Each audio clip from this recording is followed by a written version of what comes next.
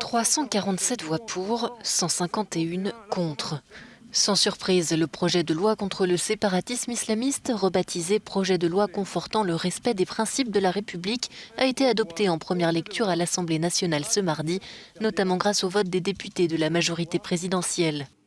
Annoncé dès le mois d'octobre 2020 par Emmanuel Macron, le projet de loi prévoit notamment la neutralité du service public, la lutte contre la haine en ligne, l'encadrement de l'instruction en famille, un contrôle renforcé des associations, une meilleure transparence des cultes et de leur financement, et enfin la lutte contre les certificats de virginité, la polygamie ou les mariages forcés. Le texte suscite depuis plusieurs semaines de nombreuses critiques. À droite, le parti Les Républicains et le Rassemblement national le trouvent insuffisant, notamment sur le voile ou la radicalisation en prison.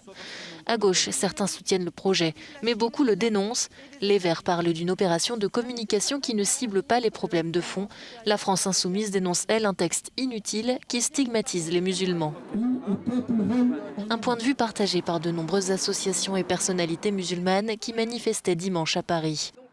D'autres organisations laïques et des universitaires dénoncent, eux, une menace plus globale sur la liberté associative. À partir du 30 mars, ce sera au tour du Sénat d'examiner le projet de loi, un texte qui devrait être adopté définitivement avant l'été.